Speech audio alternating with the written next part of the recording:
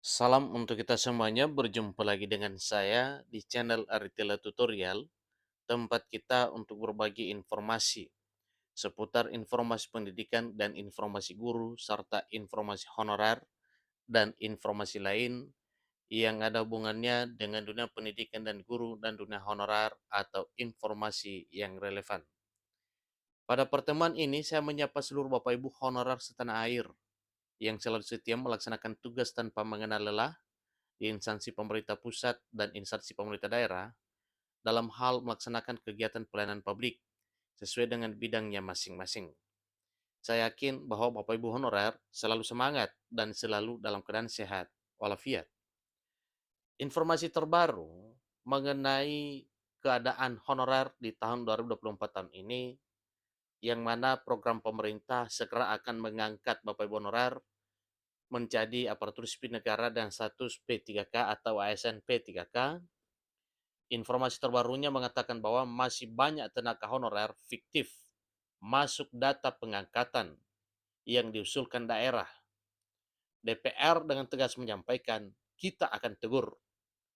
Nah, Bapak Ibu, terkait dengan hal ini tentunya bila honorer fiktif ini lolos, maka jelas itu adalah gangguan bagi Bapak Ibu honorer yang sesungguhnya. Tetapi tidak perlu khawatir karena memang pemerintah telah mengetahui hal ini, bahkan dengan tegas disampaikan oleh DPR RI, mengatakan bahwa itu kita akan tegur, dalam arti tidak bakal bisa diangkat menjadi ASN P3K yang namanya honorer bodong atau honorer fiktif tersebut. Itu tidak benar Bapak ya. Dan ini juga sudah ada ketegasan dari pemerintah ya terkait dengan keberadaan honorer fiktif yang akan mengganggu jalan mulusnya pengangkatan honorer yang sesungguhnya untuk menjadi ASN P3K di tahun 2024 tahun ini. Nah, untuk lebih jelas terkait dengan informasi ini, mari kita simak bersama sampai selesai dan jangan lupa tekan tombol subscribe, nyalakan tombol notifikasinya supaya semua informasi yang disalurkan melalui channel ini selalu update di layar Bapak Ibu.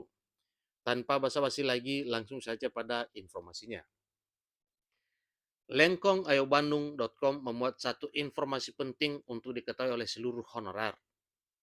Disampaikan bahwa nasib tenaga honorer masih diperjuangkan hingga hari ini. Meskipun Undang-Undang Aparatur Sipil Negara Nomor 20 Tahun 2023 sudah disahkan, namun peraturan pemerintah turunan yang mengatur mekanisme pengangkatan non-ASN masih belum diterbitkan. Dan hal inilah yang sedang ditunggu oleh kebanyakan honorer dan juga masyarakat ya terkait dengan peraturan pemerintah turunan Undang-Undang ASN 2023 tersebut. Dalam Undang-Undang ASN tersebut tertuang bahwa penataan tenaga honorer paling lambat adalah 31 Desember 2024. Itu sudah maksimal Bapak ya, paling lambat sesuai dengan apa yang tertuang di dalam pasal 66 Undang-Undang ASN nomor 20 tahun 2023. Namun karena masih banyak tenaga honorer fiktif yang masuk data pengangkatan yang diusulkan oleh daerah, pemerintah bekerja sama dengan BKN dan BPKP melakukan audit secara seksama. Nah, dengan demikian Bapak Ibu, maka honorer fiktif ini pasti jera dengan ditemukannya atau dengan bekerjanya BKN dan BPKP untuk melakukan audit dalam hal memeriksa keabsahan data honorer fiktif tersebut. Agar tenaga honorer siluman tidak ikut terserap dalam pengangkatan di tahun 2024 ini. Jangan sampai tenaga honorer yang sudah bekerja mendedikasikan dirinya kepada negara tidak terangkat, tetapi fiktif bisa jebol. Itu tidak adil. Mardania Lisera, selaku anggota Komisi 2 DPR RI, menceritakan temuannya di Solok, Sumatera Barat, masih ada tenaga honorer fiktif yang masuk dalam data pengangkatan. Nah, tentunya ini adalah satu hal yang perlu disorot, ya, yaitu tidak perlu diperjuangkan yang namanya honorer fiktif. Ya, namanya saja fiktif artinya tidak benar. Saat ini pemerintah sedang berusaha menghapuskan tenaga honorer pengkhianat tersebut. Nah, ini Bapak ya, ini tegas disampaikan ya. bahwa honorer fiktif itu disebut sebagai honorer pengkhianat sehingga nantinya tidak bakal mengganggu jalannya pengangkatan honorer yang sesungguhnya untuk dialih statuskan menjadi ASN P3K di tahun 2024 tahun ini. Ada dua jenis tenaga honorer pejuang dan tenaga honorer pengkhianat. Karena mereka bukan honorer, mereka nggak kerja hanya karena dekat dengan elit, dia masuk data. Nah, itu adalah honorer pengkhianat. Sementara honorer pejuang, mereka sudah sungguh-sungguh mendedikasikan diri. Sungguh-sungguh sudah bekerja, dokumennya semua lengkap. Tenaga honorer pengkhianat ini harus dibuang sehingga tidak mengambil jatah tenaga honorer pejuang. Ini ujar Mardhani Alisera, dikutip dari YouTube Rusdi, Amawang RY Senin 12 Februari 2024. Mardhani Alisera juga menjelaskan nasib tenaga honorer yang ditikung oleh tenaga honorer fiktif ini. Menurutnya, tenaga honorer pejuang harus bersyukur pasalnya mereka masuk dalam database Badan Kepegawaian Negara atau BKN. Walau demikian, namun tenaga honorer yang memiliki nasib sama dengan honorer di Solok belum bisa tenang. Pasalnya, walaupun terdata di BKN, tapi jika mereka tidak masuk dalam data rekomendasi daerah akan sulit untuk diangkat.